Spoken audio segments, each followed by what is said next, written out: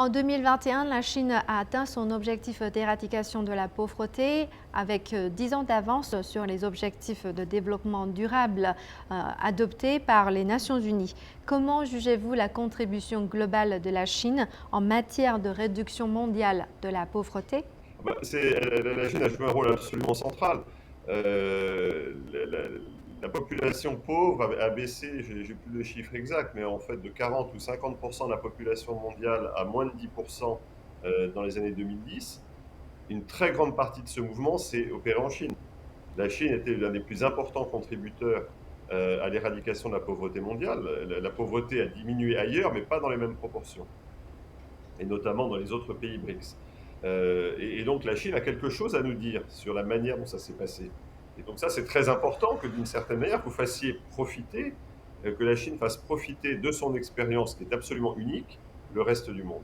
Et encore une fois, les défis auxquels on est confronté requièrent toutes les intelligences, toutes les expériences, toutes les leçons du passé.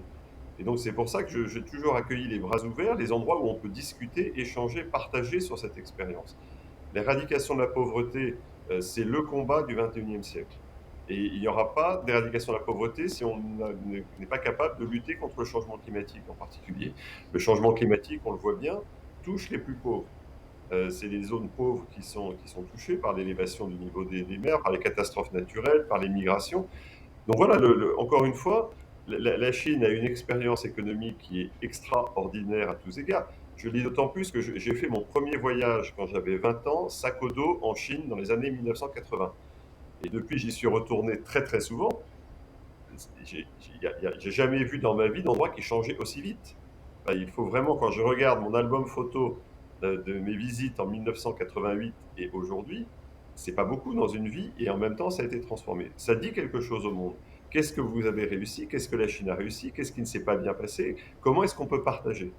Voilà, moi, c'est quelque chose qui me passionne. Et donc, plus on peut en parler, mieux c'est.